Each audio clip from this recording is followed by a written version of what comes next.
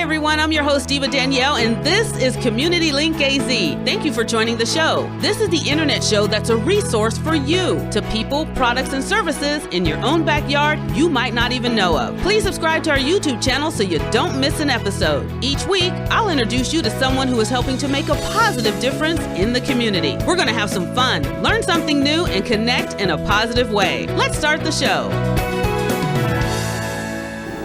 Hi everyone, and welcome to Community Link AZ. I'm your host Diva Danielle. Thank you so much for stopping by my YouTube channel. I appreciate it, but you know what you gotta do? You gotta hit the subscribe button so you'll never miss an episode.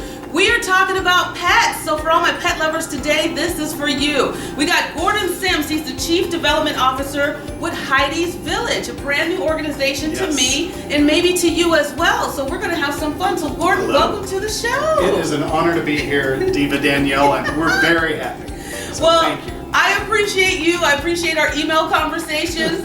We've had some fun that way, but I want people to watch this and have fun. So I want you to tell us all about Heidi's Village, because it's a wonderful organization and you're doing a lot out there for all of our pet lovers and for our pets. So share. Well, Heidi's Village is a very unique animal welfare organization in the Valley, and we actually opened our doors on April 10th last year. So we were excited, all of this momentum, big grand opening, and then the pandemic was hit. And so we really basically operated in silent mode at about less than half capacity for a year.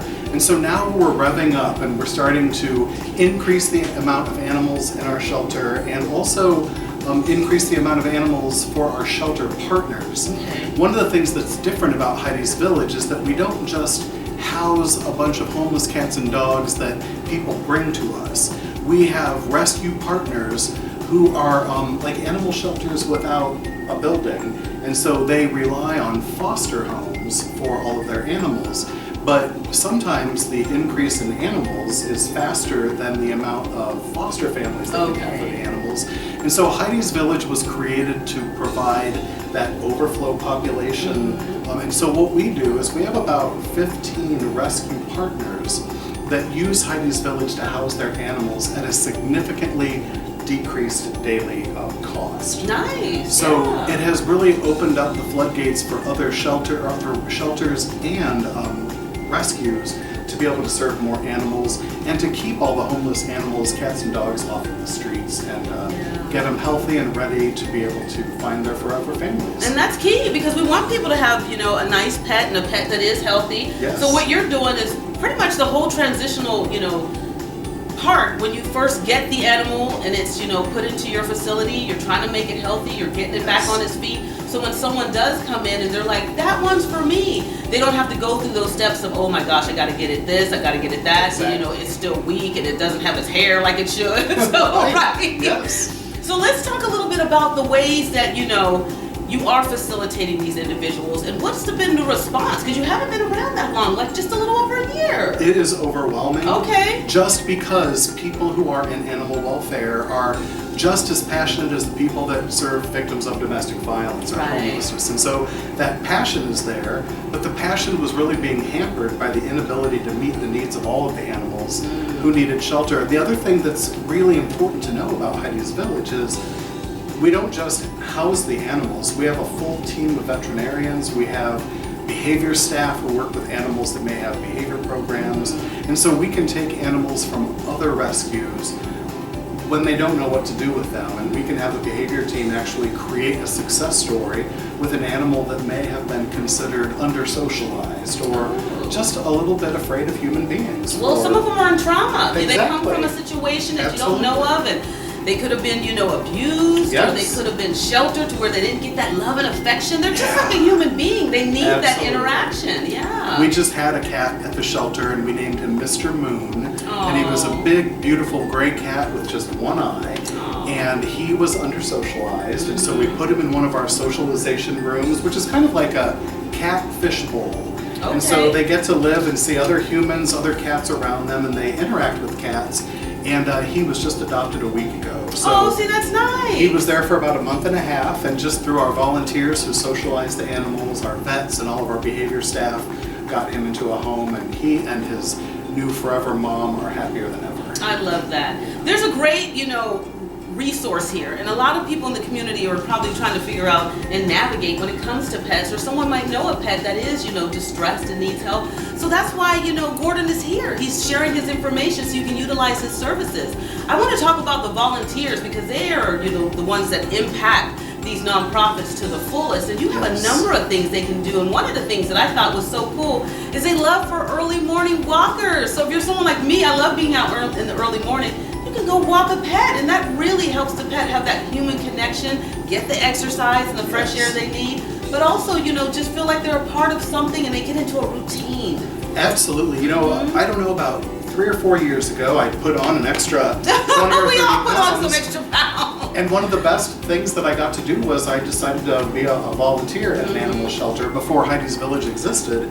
And I was one of those people that showed up in the morning and walked 3 or 4 dogs. And I was doing it for the dog socialization as well as my own well-being. And so it made me feel part of something bigger, and it gave me an opportunity to let those animals know that everybody's not going to be mean to them. There are a lot of people who care about them. I love that. You also have like I say, they have a number of different things that you can help out with.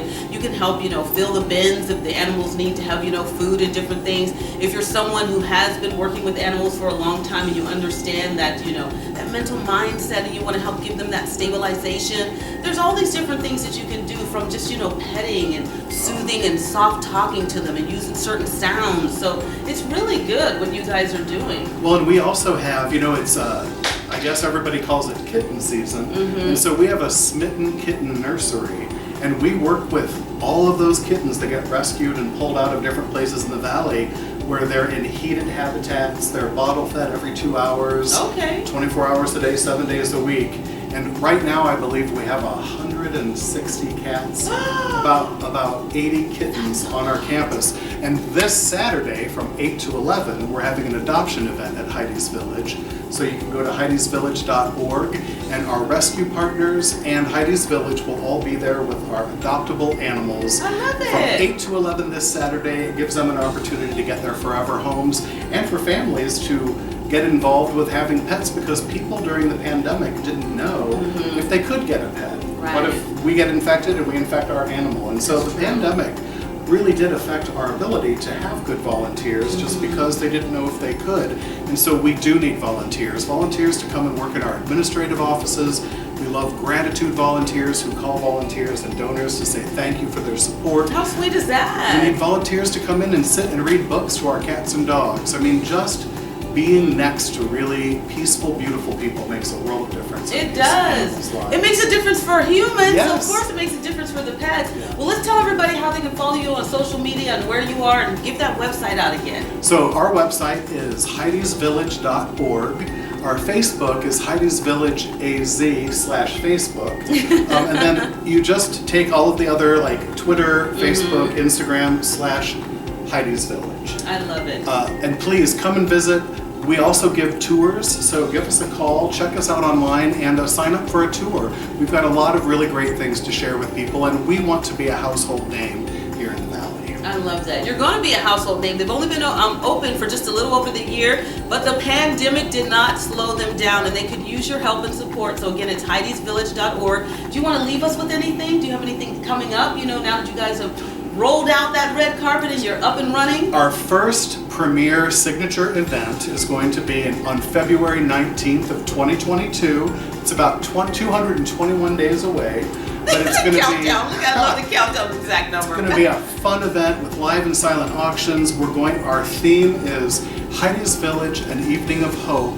Don't be Cruella. 101 donations. I love it. We would love for all of you to be a part of that. That's fantastic. Again, the website is heidisvillage.org. Get to know this organization. Get out there and immerse yourself into the community. Feel the love of the pets and let the pets feel the love of you. You were fantastic, Gordon. It was nice sitting down and having you on the show. It is an honor to know you, Diva Danielle, and I hope we get to come back sometime. All right, make sure you subscribe. It's another great episode here of Community Link AZ. I appreciate you watching. You take care, and I'll see you next week.